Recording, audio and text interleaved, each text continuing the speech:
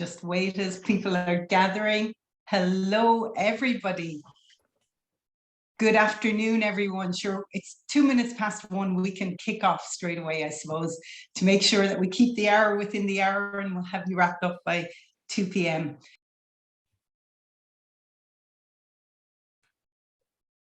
Mary, you've gone on mute there.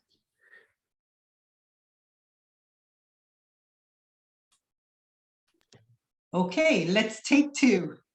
That's great. As people are gathering anyway, we can start again. So good afternoon, everyone. What a great way to spend our lunchtime together. Our theme today for Breaking the Bias is truly fitting, following International Women's Day and before we bring this month to a close. As you all know, a great bunch of female entrepreneurs are behind the scenes for putting today together and making it happen. We thank each of them as we kick off today, because without ladies behind the scenes, this event would never have happened.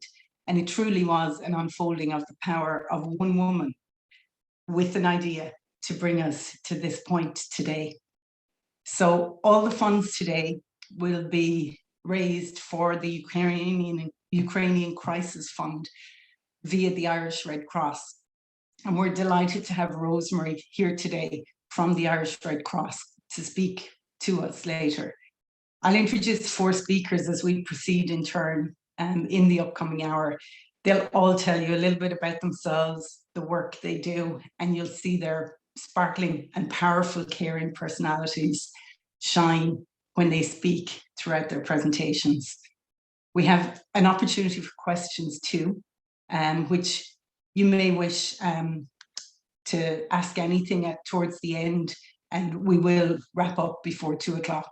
So to get us in the mood, I'm just going to take you through a few little things I do to empower myself. I create some daily gratitude in many formats. I don't give gratitude, but rather create it because it's from the inside. I give credit where it's due and space equally to both men, women, and others, because if we truly are breaking the bias, there's space for every individual. I celebrate success and I challenge myself. I embrace my weaker feelings too, knowing that with the ebb comes the flow, and knowing from living life really that nature and the universe, it's our growth ground. So for me, it's to choose to both withstand and bask in all the seasons that we are given. So these seem very simple, but I guess to hear in the simplicity, the resistance that we create makes things complex. And that's just part of our human essence. So really, they're not simple at all. But on a humorous note, I would also thank Gladys West at times when I get lost. She invented the technology used in the GPS. So we all rely on that at times when we're lost or overcoming or beating the clock. So good woman Gladys is an often term I used to recognize women in general. In the past month, one woman that has stood out for me is the tennis champion, Ashley Bartley. She decided, approaching 26, to leave professional tennis after becoming the world #1 and is the current Wimbledon champion, because she knew that it wasn't her only goal in life, and how empowering and inspiring, staying true to herself in the knowledge that her other goals actually included living in her hometown, being closest and spending time in life with her nearest and dearest. So it's just great to show that the power of women comes in all formats, and it's our own definition of success, really. So look, we all sit here today before we meet the speakers, knowing the privileges that we have now, unlike our fellow Europeans in the Ukraine today. So as you all know, the funds are completely for the Ukraine. And before we meet the speakers, I'd ask you to take about 30 seconds reflecting on the sunflower and signifying peace now in a way to us that it never did before. I think it's great if we can all look inwards and see how we can empower ourselves to adapt our mindset as the crisis continues, focusing on how powerful we can be in our help and assistance to the Ukrainian people in their current state of chaos. Every little thing we can do will help us proactively, and to help us proactively approach the crisis beats sitting on the couch. And it helps us deal with it all within ourselves better too. So as we meet our speakers, we send collective love to the Ukrainian people all over the world today. As we gather, let's settle now and open our minds in a supportive way with great supportive energy that we can give in ways in new ways as the conflict continues. So as we progress to the speakers, I'd love to introduce first up Jennifer Marr, and Jennifer is going to speak to us today about the hidden biases that we all have and finding our purpose. So without further ado, over to you, Jennifer. I walked around a hotel lobby dressed as Winnie the Pooh. Truth or a lie? What do you think? Have you ever done the game or the icebreaker? Two truths and a lie.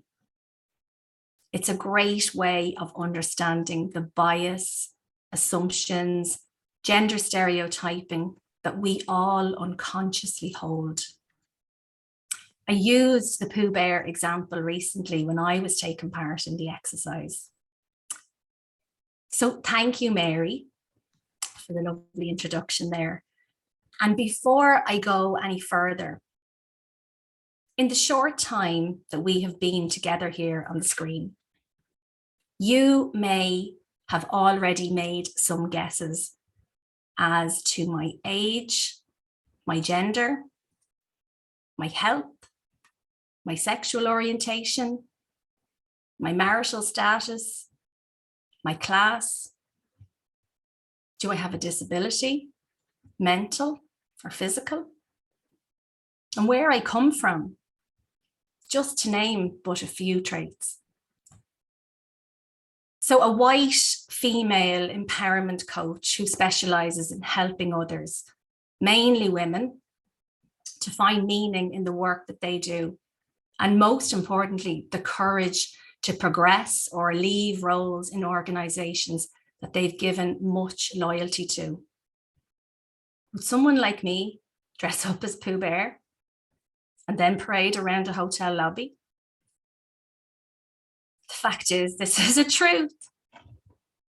On my hen night, my incredible female tribe thought it would be a super fun thing to do, to kit me out in yellow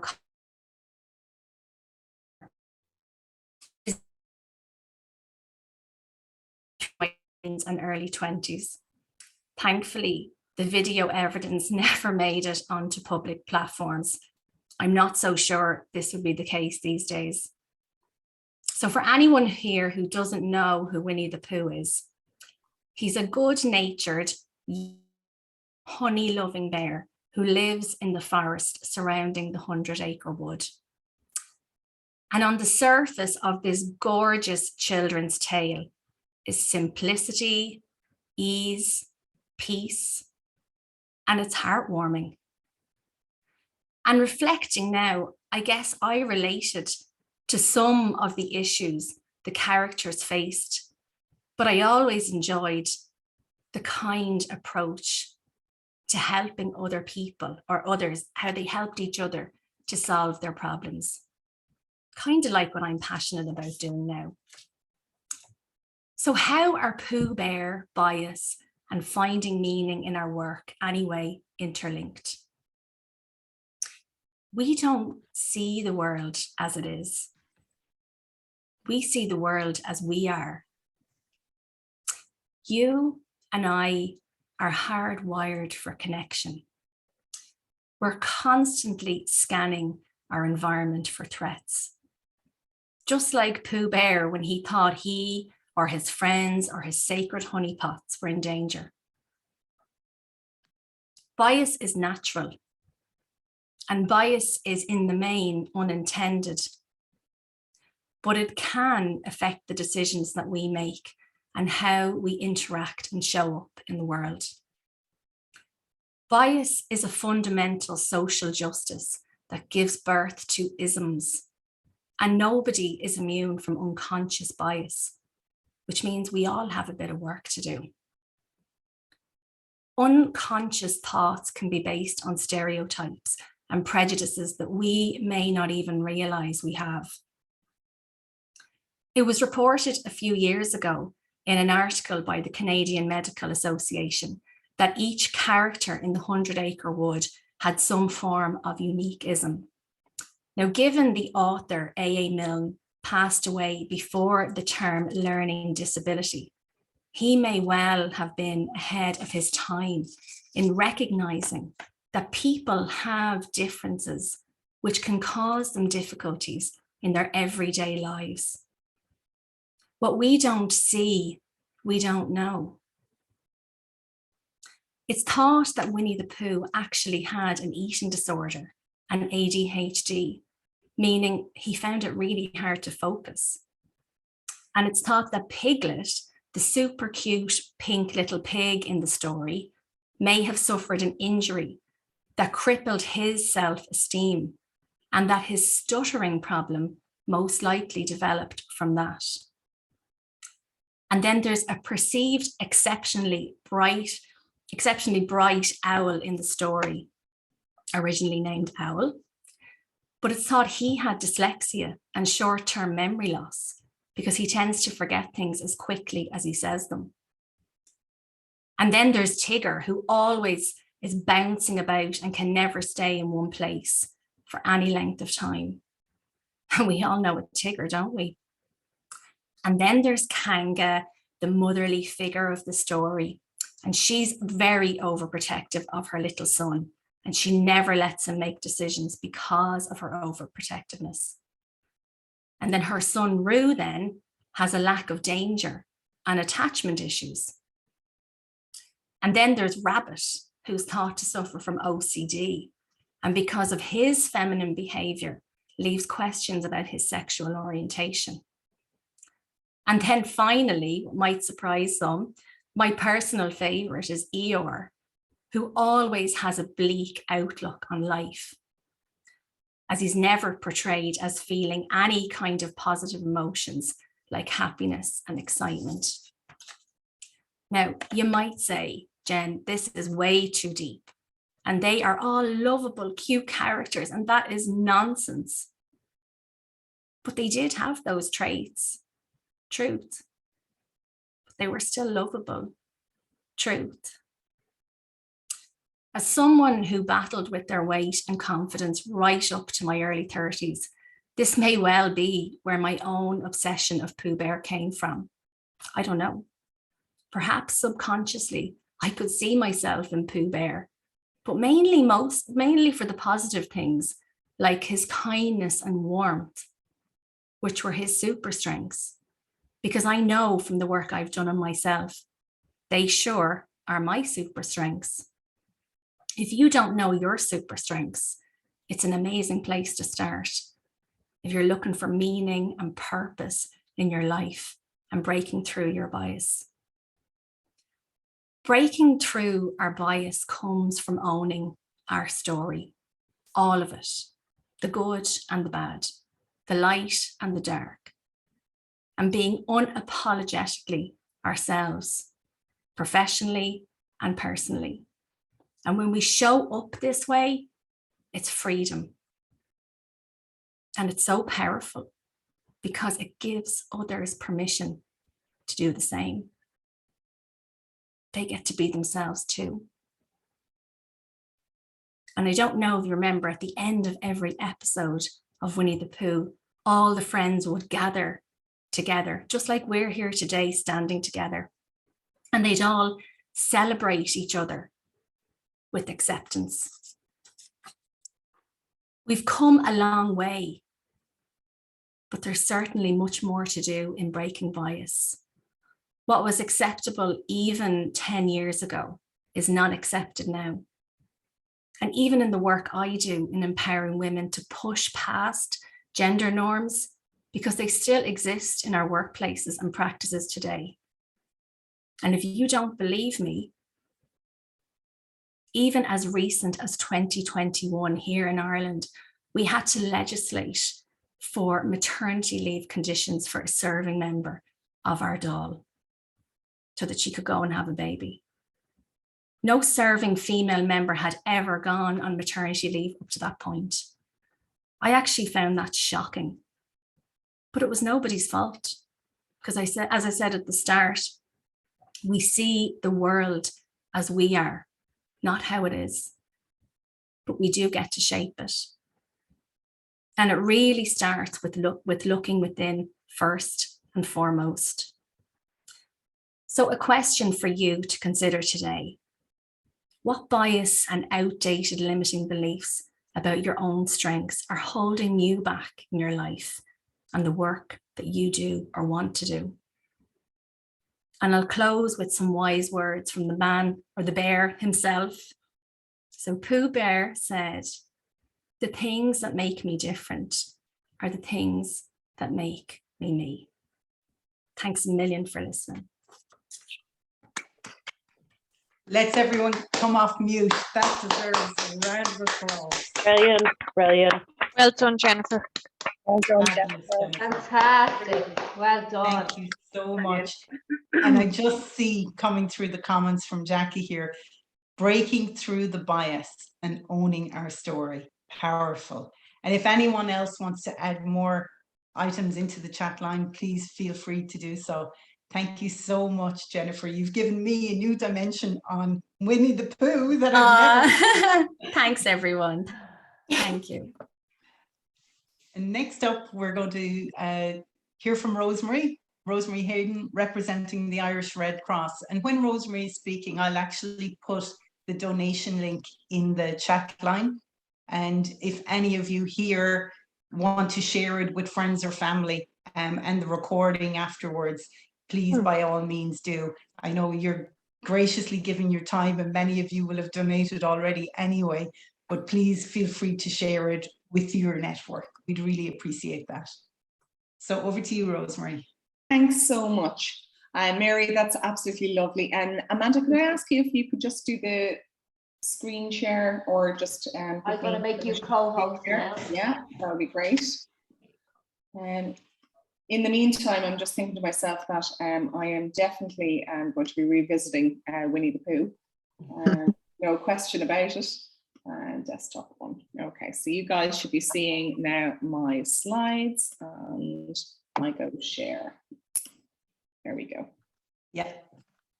Fantastic. I'm always amazed when that works.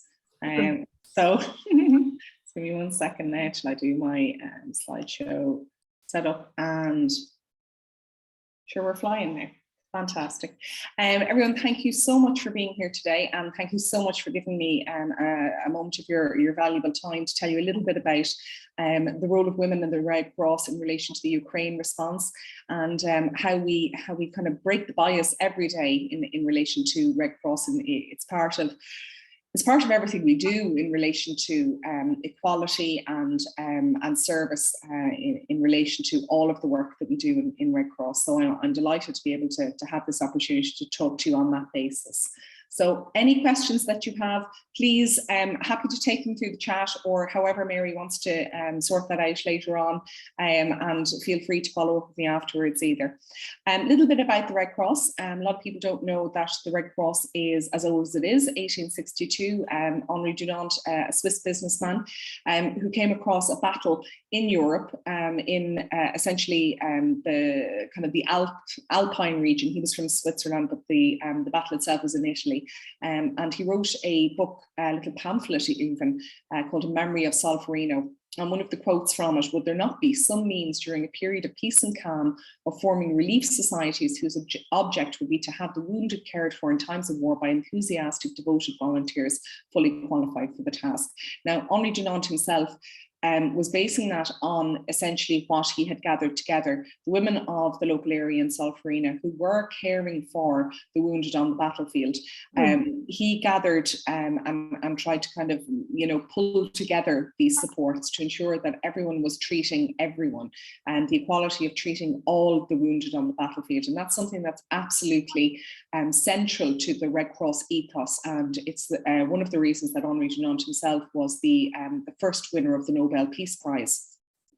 So the structure of the Red Cross as it goes today, I'm using the Red Cross itself as a way of putting it together. We have the International Federation of Societies. So every society in the world, so every country has a Red Cross national society, and every one of those is part of the International Federation of Societies.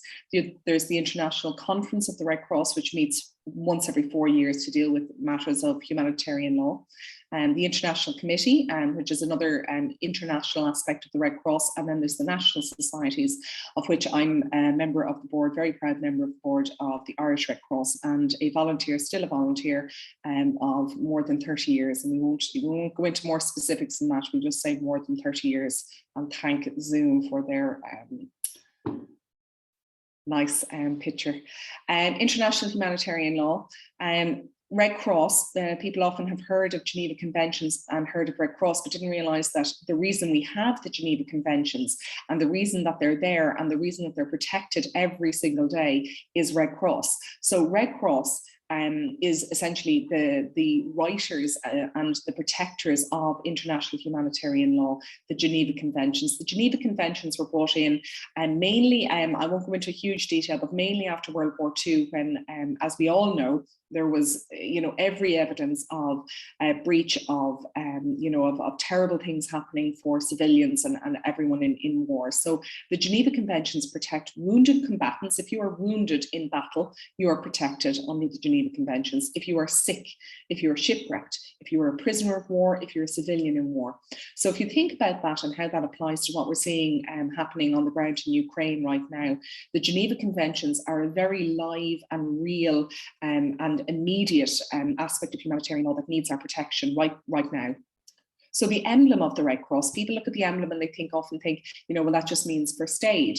And it doesn't. It means Red Cross. And the Red Cross is a very, very important emblem, because that emblem is the only emblem which is protected under international humanitarian law. It can be used either as indicative, which is where the logo indicates that a particular group is Red Cross, or it can be protective. So it's used on the roof of buildings and ambulances and so on when they're in a war zone, so that basically that protective device is there to protect the volunteers and the medical services, and to say we're not part of the fight, we don't carry any arms, we're not supporting any fighting at all. Everyone who is here is protected by this emblem. Now I'm using there the Red Cross and Red Crescent emblems because the two of those are used internationally. In some places in the world, the cross might be seen as a Christian emblem, when in this context it's not. It's just that Henri Dunant was himself Swiss, so he simply reversed the Swiss flag of a white cross on a red background and made the Red Cross on a white background. And then the crescent is used in some countries where a cross might be considered a Christian emblem. Our fundamental principles. Now, these are, our key principles that are absolutely key to every single thing we do. The humanity that we treat people with, the impartiality and neutrality. Those are hugely important aspects. And you might think to yourself, well, what does that really mean? How can you be impartial in war? How can you be impartial if, bad things happen? The impartiality and the neutrality is the only way that the International Red Cross Society gets in where no one else gets in.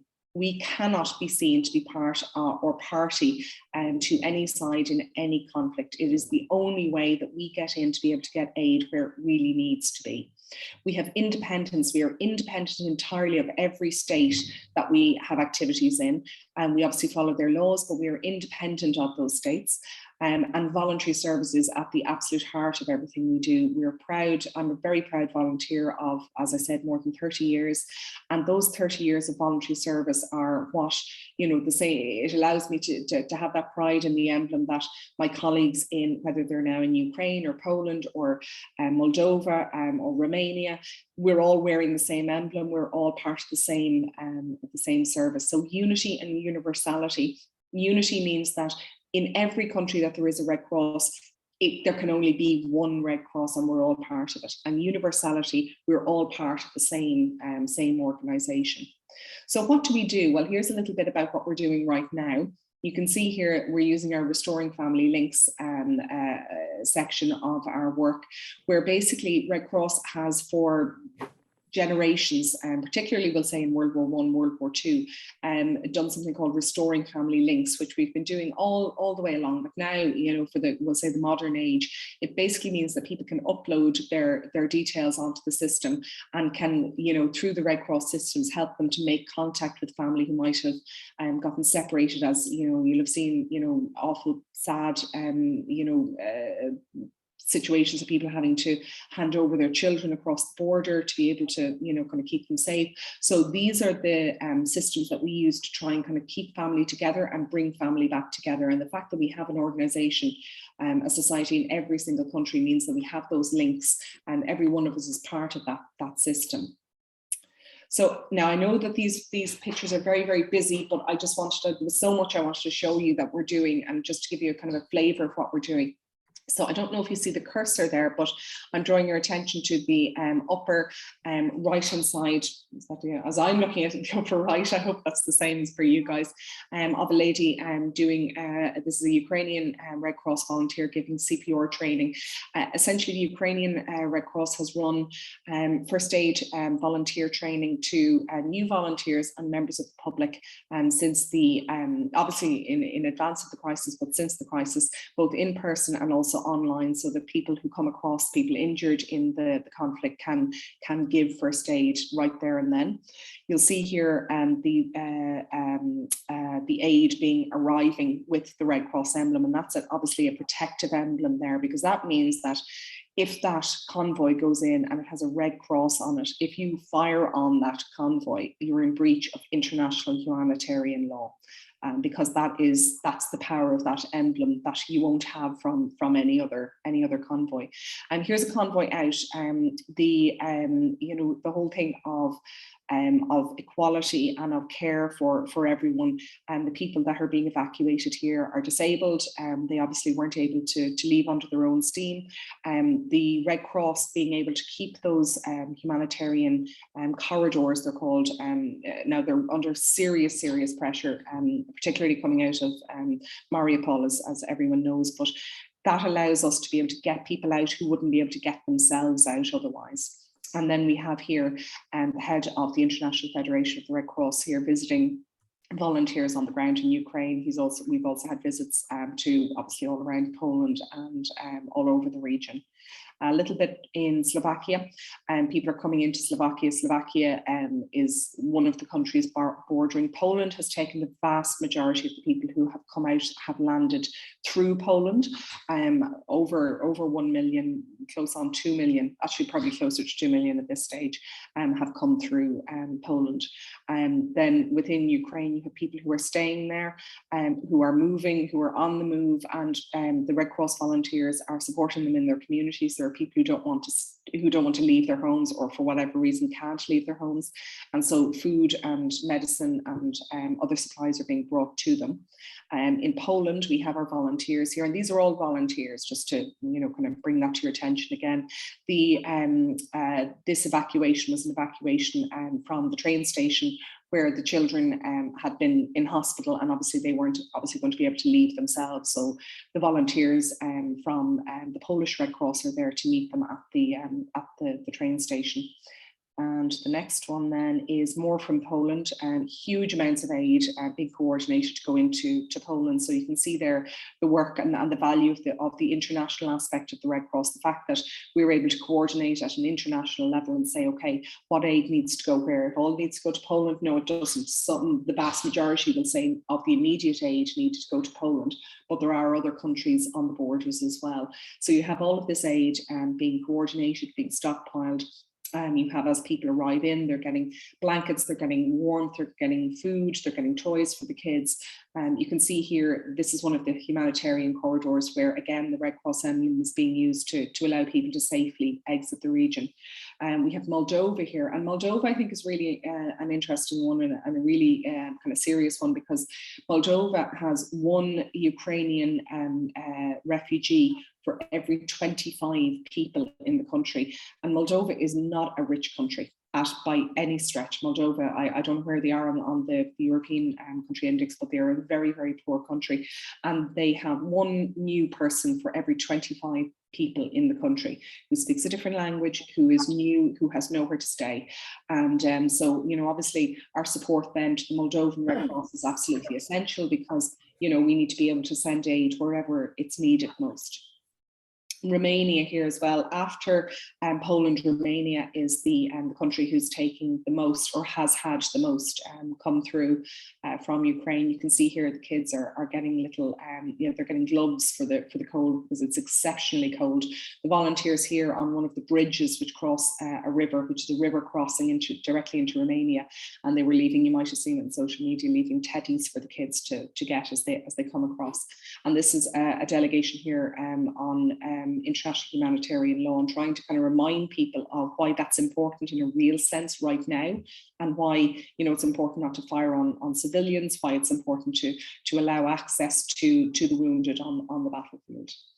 So a little bit about how Irish Red Cross and you know, our you know, fellow Red Cross volunteers fit into this. Our vision is to be a leading humanitarian organisation providing impartial services and support to vulnerable communities at home and abroad. And our mission to identify and deliver humanitarian assistance at home and abroad to those in need, guided by our fundamental principles. So that's what we do. How do we do it? Where do we do it? We have volunteers all over the country.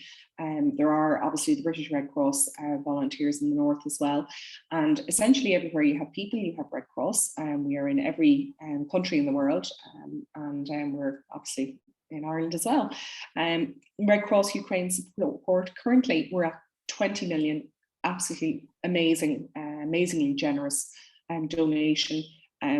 Excuse me. Public, just one moment.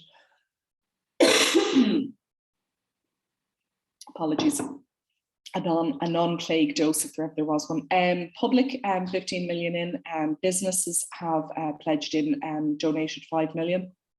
And of that, 5.7 million has been sent so far to the Ukraine Red Cross, the IFRC and the International Red Cross Committee. Now you might be wondering, why hasn't all 20 been spent? Sadly, as I think we've all kind of started to realise now at this stage, this is not a, you know, one-day wonder. This is going to go on for a while, and the estimates are arranged out in terms of the Irish Red Cross requiring about 26 million to be able to provide supports in the immediate term, in the supporting people back to their homes time, and then in the rebuilding time. So we have 3 phases. We're in the first phase now, and the first phase will have up to 10 million in that phase, and then the next phase will have about 10 million in the kind of supporting people back, and, you know, kind of reconnecting their infrastructure, and then rebuilding the infrastructure back and their lives and their livelihoods. So at the moment, what we're doing is we're doing the kind of the stuff that people think of when they think you know, humanitarian aid: purchasing food parcels, water, tarpaulin, kitchen sets, heating materials, solar lamps, first aid kits, hygiene kits, blankets, SIM cards, household briquettes, cash voucher supports. And you might be thinking to yourself, but sure, I could send those quicker. And the thing is, you can't send them quicker than we can buy them in Poland. And that we can buy them at large amounts. And the other aspect is that because the large, we'll say, overall picture, every single day there's a meeting of the Federation countries where there's essentially a status update as to what is needed where. You know, we need more SIM cards in Poland, or we need more tarpaulin in Slovakia, you know, and all of those things are done then in a very, very quick sense of, you know, we can move to wherever we need and get things wherever we need it. Red Cross in Ireland, then we have volunteers at the airports and the ports, mainly Rossler Airport really, and then Dublin, Shannon and Cork are the incoming ports, airports. So there's some of our Red Cross volunteers who've been in the last couple of weeks. These up here in the top left are in Dublin, and the other top is in Dublin as well. Down here you see at Shannon, and these ladies are in Cork, and then we have just a bit of the ambulance bringing in supplies. We are absolutely so grateful for the supplies we've received from, for example, Pennies are providing clothing and so on at Dublin Airport. The Dublin Airport hub has been very well set up to provide, you know, equipment and services to what people need. And what's really, really comforting to the Ukrainian people coming through is that what they're seeing is this emblem again. They're seeing the Red Cross emblem that they've recognised in their journey all across Europe. So they trust that emblem. They might have, you know, a reason to kind of worry about various different statutory or state bodies, but they trust the Red Cross because they've seen the Red Cross every step of their journey. So people often ask, how can you help? Well, there's 4 main ways that you can help. You can volunteer your time, and volunteer membership is open to everyone. Your age notwithstanding, the volunteers though going to the airport support, for example, would have to be over 18. Everyone gets guard vetted and does safeguarding training, and then it's a case of some people do first aid training, some people do psychosocial support and training, some people do both, but we're all members of the same organisation. I should say as well, all training is provided free, and the membership is free, and you're then insured for all of your activities that you undertake as a Red Cross volunteer. Donating, which is, you know, always welcome, because that allows the Red Cross then to see where does the donation need to be in a particular time, because it's such a fast moving situation, to allow us to be able to show that. As to where to show you where the money goes, I should point you to, we have a corporate governance page on the Red Cross website. So if you just even Google Red Cross corporate governance, or put it into our search engine on redcross.ie, you'll see there all of our finances for the last, I don't know how many years going back. Fundraise. So today, all funds here, very, very grateful that they're going to, I can guarantee, a very, very good cause. And people often ask, well, how much of it really goes? And I can tell you the number is that for every euro that you raise, 100% of it comes from this fundraiser. When it goes to the Red Cross, whether it is Irish Red Cross, Ukraine, American, you know, wherever it is in the world, we use 7% for administration, i.e. paying for the electricity, the diesel, the etc., of, you know, just keeping the lights on and so on. And the other 93%, so 93 cents on your euro goes to where, goes to buying the blankets or buying the tarpaulin or what have you. And pledges, then people can pledge, and people have pledged. We have 20,000 pledges of accommodation so far, which is fantastic, because at the moment we're at 15,000 registered people coming in from Ukraine. Now, some will have come in and won't have registered, or they came in before or didn't realise that they could register. So we will need more pledged accommodation. In addition to that, people can pledge services if people have language skills, if people have counselling skills, psychosocial skills, childcare, you name it. If you go on to the, if you even just Google Red Cross pledge, I might put up the links myself into the chat now once I've stopped yapping at you. But the pledging goods, services, and accommodation is always welcome. And I'll stop at that point and just say to you, in relation to breaking the bias and women in Red Cross, women are absolutely enmeshed in Red Cross, and always have been. And my path into Red Cross was via my own mum, who started our local branch nearly 50 years ago. And she's still a volunteer today, coming up on 50 years of volunteering. And my 30 years seems mild by comparison. And I've always thought that there was something, actually, while we have male and female volunteers, I always felt that the fundamental principles, they almost come so easy, you know, to our female volunteers. They're so you know, so generous with themselves, so generous, nearly too generous with their time and themselves. And so I want to thank you all so very sincerely for giving me the time to tell you a little bit about what we do, and for, you know, donating such, you know, really generous funds to help our work. And thank you so much for your time. Thank you. Well done. So I represent Well everyone. Thank you. Rosemary, phenomenal, such Brilliant, practical. brilliant. Yeah, absolutely, Jackie. Practical, phenomenal information there. Thank you so much. And Thank you so much. you know Mary. what? Yeah, Thanks really, to your mom appreciated from the all. time. Yeah, of course. Mhm. And Listen, I will thanks to your tell her mom. that. I will. She'll be delighted. And yourself for making Red Cross part of your family, Yeah, essentially. no, it really Yeah. is. I mean, Well there's done. like, you nearly have to opt out in our family. I mean, there was the joke was when you joined our unit that you'd have to change your name to Hayden, you know. Thankfully our numbers have swelled, so that's no longer the case. But you know, but it's like a family, actually. You know, Yeah, you know, that's the great. colleagues you meet from all over, that there's such solidarity, real solidarity. It's a really lovely thing to be part of.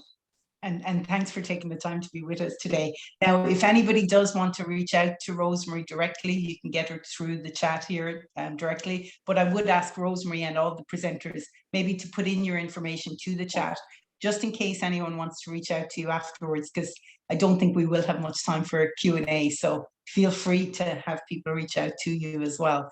And without further ado, we lead into Mario Sullivan, and we welcome Mary to give her personal reflections on progress through the decades in her life. I felt someone patting my feet in encouragement. I looked down and I saw that I was standing on the shoulders of an old woman who was steadying my ankles and smiling up at me. I said to her, no, come stand on my shoulders, for you are old and I am young. No, she insisted. This is the way it is supposed to be. I saw that she stood on the shoulders of a woman far older than she, who stood on the shoulders of a woman in a robe, who stood on the shoulders of another soul, who stood on the shoulders. Talk to you about some people in my life who shaped me, who broke some patterns, who changed a cycle. And how do you change a cycle? Well, it's by raising our awareness, by understanding what's going on, and by questioning. 1950s Ireland. A young boy, my dad, age 7, is on his way home from school. And he sees a crowd outside his house. And he feels so excited, so he speeds up because he thinks it's a party. When he gets to the door, his older brother comes out and he says, Pat, Daddy died. I never knew my granny, but I have a feeling she was a pretty strong woman. She'd 6 kids, no income. A big shock. They slept in flour sacks. I heard about that a lot when I was given out about my pennies duvet as a kid. She made sure they all got through secondary school. Meanwhile, in County Clare, there was another child growing up, my mum. She lived on a farm and her brother was getting the farm. She went to school for a good while, but when she did her intercert, they said she might as well leave because she was going to get married anyway, so an education would be a waste. A while later, they both came to Dublin and they became civil servants because it was a good job with a pension, a nice permanent one. And they were the only two young ones in the office. So the older one said, you might as well go out together. So my mother, she kind of tested a few other opportunities, I believe, but we won't go into that today. She might give out to me. So they went out for a good while. And then my dad decided he'd like to study a bit more. He'd like to have more opportunities, and he felt education was the way to go. So he was studying at night and working full time. And my mother was a bit of a distraction. So every so often he'd decide to break it off with her because really he was far too busy for that kind of shenanigans.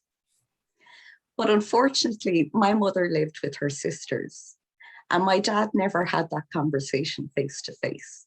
He used to send a postcard to their flat. And because the flat was very cold, my mother was usually not the one to go down and pick it up. So someone else was often the bearer of that bad news. So somewhere along the way, they sorted out the relationship issues and they decided to get married. My dad bought a house, and all my mum had to do, according to him, was come in and hang up her coat. At the time, the marriage bar for civil servants had just been lifted, but my mum left her job because that's what you do. 1980s, Dublin. I'm 4, I'm learning to read. Anne was in the kitchen with Mammy making jam. Barry was outside fixing a lorry with Daddy. Now, as we know, these days, the stories that our young people are told have a slightly different messaging because somebody questioned it. A while later, I'm 10. My mum has been in the hospital for a few months. I think my dad found it quite hard. 2 little girls at home. And I know that this one who's talking to you was a bit demanding. One day I was jumping on the bed. It was a Saturday morning. And my dad came in because he'd something he wanted to say to me. He said to me, "Mary, do you know what a period is?" And because I was such an avid reader and had such a good vocabulary, I confidently replied, "Yes, Dad, it's a length of time." He decided to park that conversation. I don't think the poor man was able for it. But he had another question he wanted to ask me. And this one was really, really important to him. He said to me, "What are you going to study at university? I've the money saved up."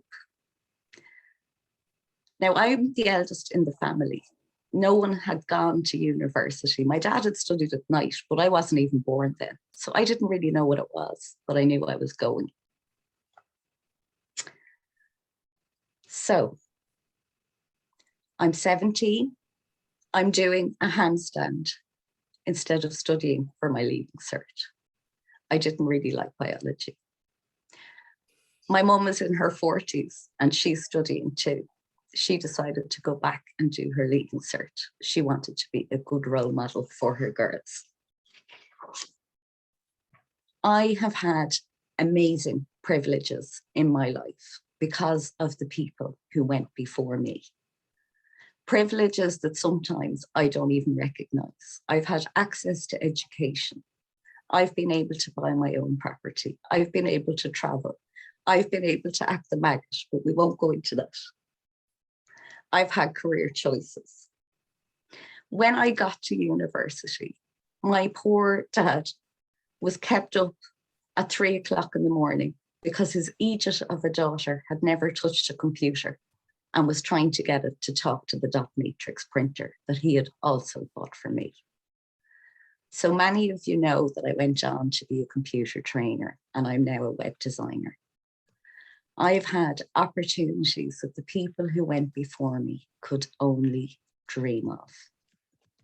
And I have a little niece who's 12, and I really hope that she gets to grow up in a world where she has opportunities that I cannot even imagine. And as I was thinking about today, I came across a poem. And I'm sure that many of you have young people in your lives. So I would like to share this poem because maybe it's something you would like to whisper in their ear. We stand on the shoulders of giants, some to reach higher, some to shine above the rest, some to climb out of the pale, I to be my best. In 100 years' time, wouldn't it be amazing to think that future generations might be looking back at us, feeling grateful that they too are standing on the shoulders of giants. Well done, Mary. Well done, Mary. Amazing, Mary. Fabulous, Thank fabulous. Can I just say, Mary, we're up to nearly €600 in donations, so thanks you, everybody. Woo! That's 150 since we started. It So is thanks indeed. so much, everyone. That's fab. And Mary, looking at what you spoke about leads us, and this is unplanned, directly into our final speaker with such great timing. Looking at somebody who has done things for future generations. And Maureen Murphy with the Irish Girl Guides as president, you have spent your life doing things for future generations. We can't wait to hear about it. Thank you. Thank you, Mary, and everyone. Just like to say it's great to be here, and resonated very much with Mary and all she was saying, and also with the Red Cross. In a previous life, I was a junior member, and I'm a bit like Rosemary's mum. I'm 50 years volunteering. I'm nearly coming to the end of my active volunteering, but anyway, I was delighted to be asked to be with you today. I suppose the two things are standing together and breaking the bias. To me, they're very linked. And I would just like to share both some ideas, thoughts, and some experiences. I thought, first of all, about standing together. And to me, it's a stage thing. It's about belonging, feeling comfortable with the people you're with so that you can stand shoulder to shoulder. It's about friendship, but it's also about making new connections with people that you don't know particularly well. Sharing views, listening, and being listened to. Expanding your world's eye view. And that's the exciting thing about this generation. They've so many opportunities to meet and mix different places, different peoples. Now we're beginning to get over COVID. They can move on again. And the other thing is just to share with you my own life experience. And I'm going to have to take you back a few years. I was very lucky. My dad was from Cork, but my mum was English, and we were born all in England, in Norfolk, a very rural area. And everybody on my street was involved with the shoe trade. At the top of the street, there was the Startrite shoe factory. Somebody might remember it was the go-to shoe for children. It had to be good because they used everybody in the street for measuring shoes and trying them out. And when I think about it, until I was about 14 or 15, half the street wasn't there. It had been bombed in the Second World War. It was just a gap.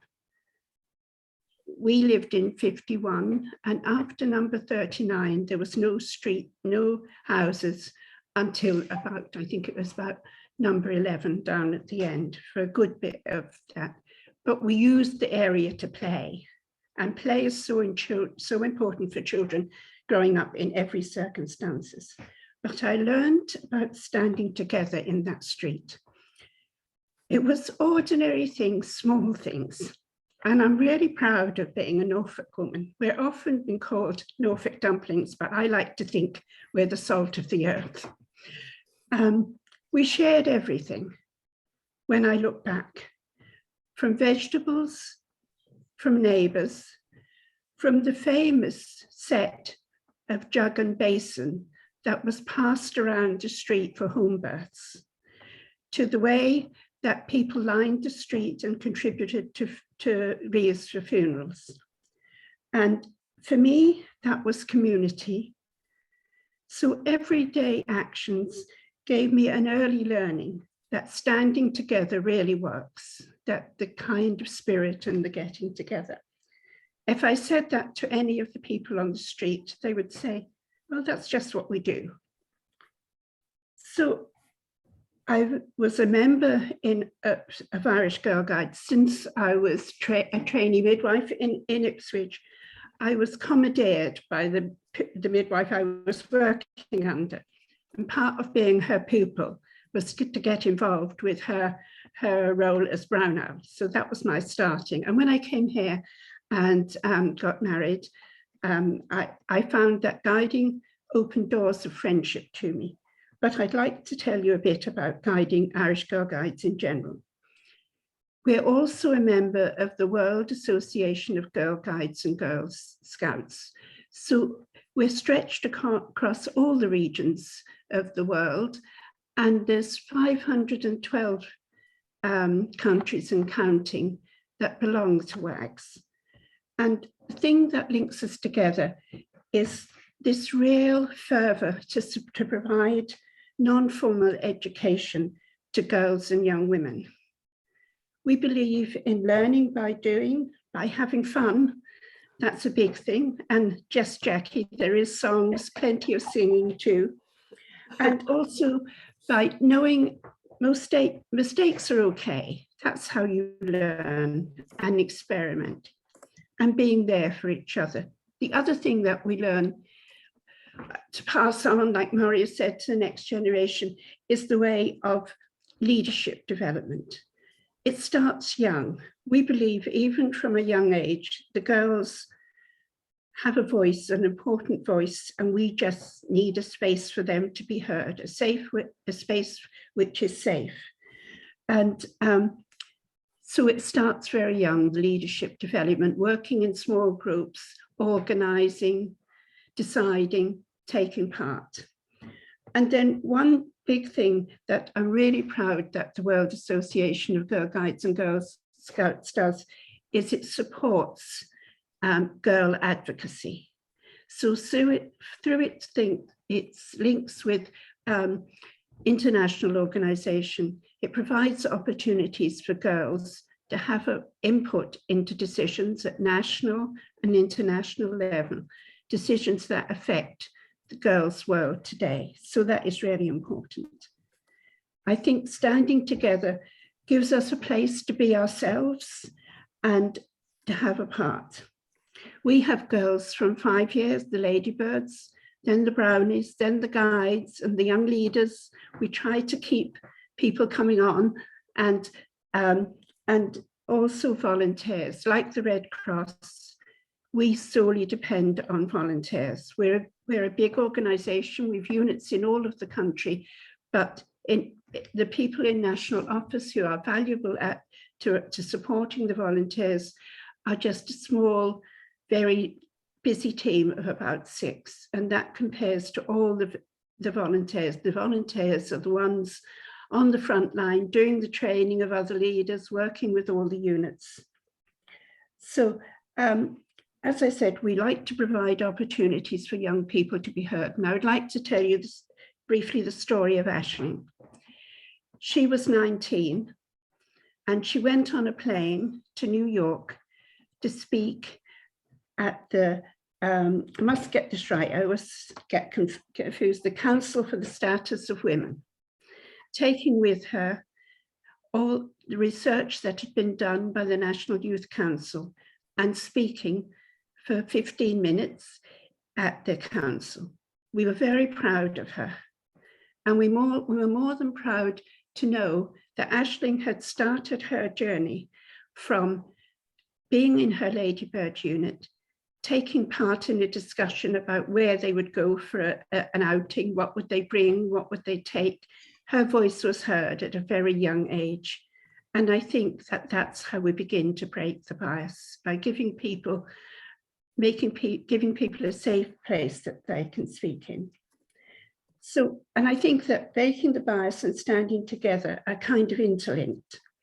And it's already been mentioned, but I'm a firm believer in education. And my mother was too. I was the first person in our street to go to secondary school. And it was a huge thing. And I had to take a bit of joking from people when I put on the uniform to go to the Notre Dame secondary school. Everybody else was going to the local school. So it was a big thing for me. And she, like somebody else said, I think it was Marr, the education is important. And I believe one of the things that Nelson Mandela said, education is the most powerful weapon which you have that can change the world. And I think he's somebody who knew how true that was. And another man, Paulo Freire from Brazil, said something else that I think is equally important.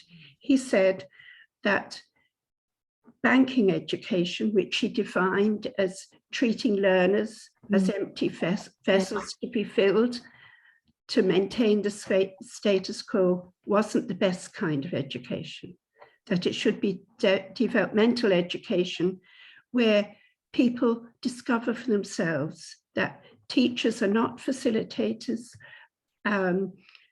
they're more enablers, enabling people to develop their own world's eye view.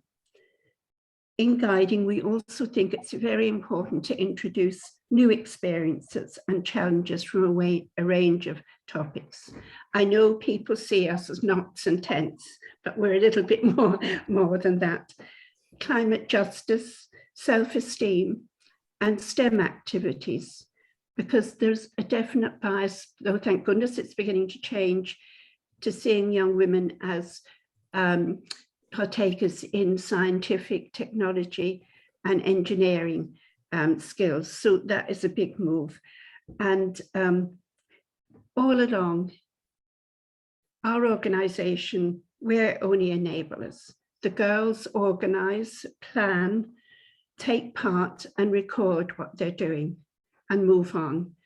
We try to balance this with games and fun activities, and we aim for a holistic approach. The other thing that we think is really important is international experiences. It's very important for people to have a good understanding of other people from other cultures, from other parts of Ireland, to really look out from where they live to a wider world. And I think that is a huge way of breaking bias. In Carlo, our first refugees that we had were from Nigeria. And there was very little people of colour in Carlo up to that. And at the time I worked with a community group, and they found it very hard to accept those refugees because they themselves were under pressures as well. But it was easier to accept them when Leah joined our group. And they saw her as a person, not as somebody different. And you can begin to break those barriers by trying to expose young people to as many new experiences as you can. And just to finish, I can't leave without mentioning a man who has had a great influence on my life.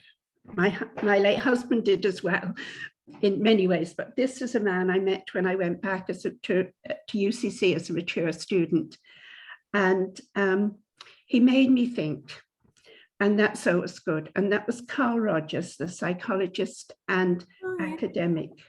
His concept of unconditional positive regard was something that changed the way of what I thought.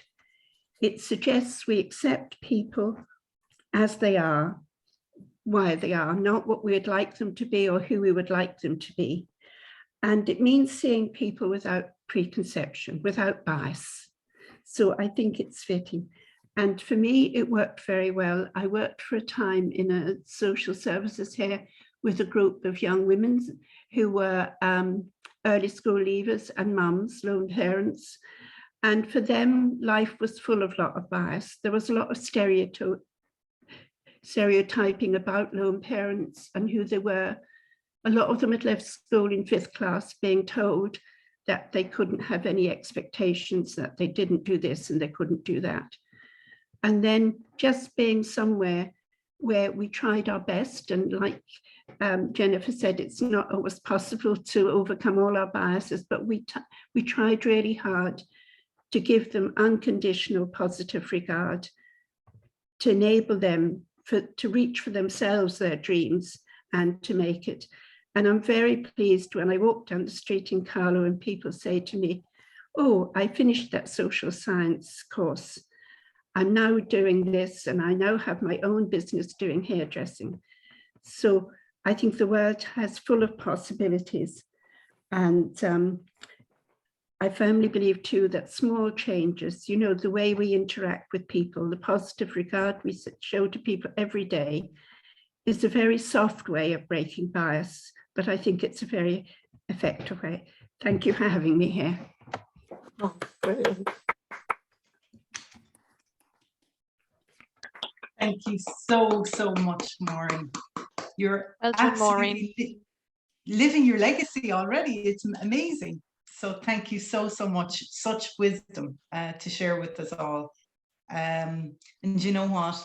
One of the main things you said was about sharing and the need for sharing in community. And I think that's just such a special message for us all to wrap up with even today. Thank you, Mary. Truly, truly. So I hope you've all enjoyed. If anybody has any questions, by all means, feel free to ask, but we absolutely feel free to leave as well as you wish, because we know it's lunch hour for everybody. I will draw it to a close within the next few minutes anyway, but we have time for a question if anybody wants to ask one. And thanks everybody for attending.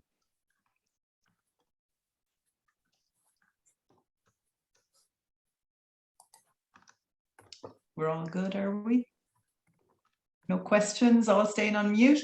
That's fine. I'm happy to bring it all to a close. So, and thanks very much to all of our presenters again for all the time that went into the prep for today.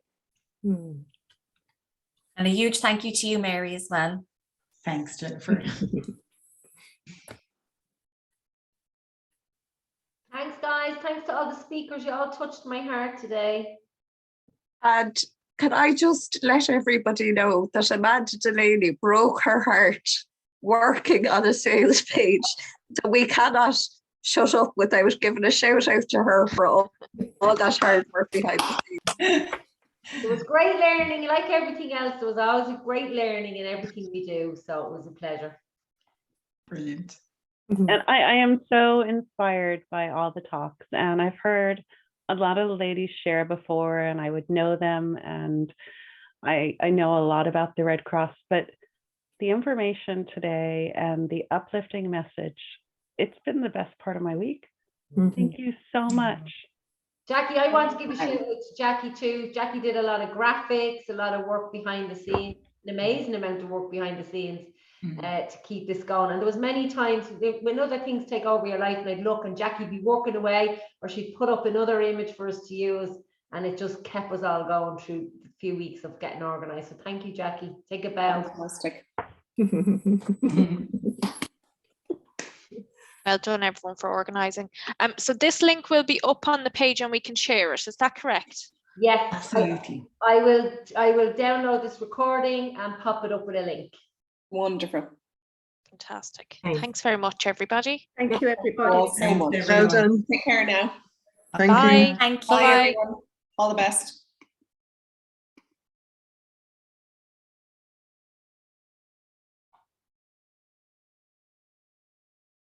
Mary, you did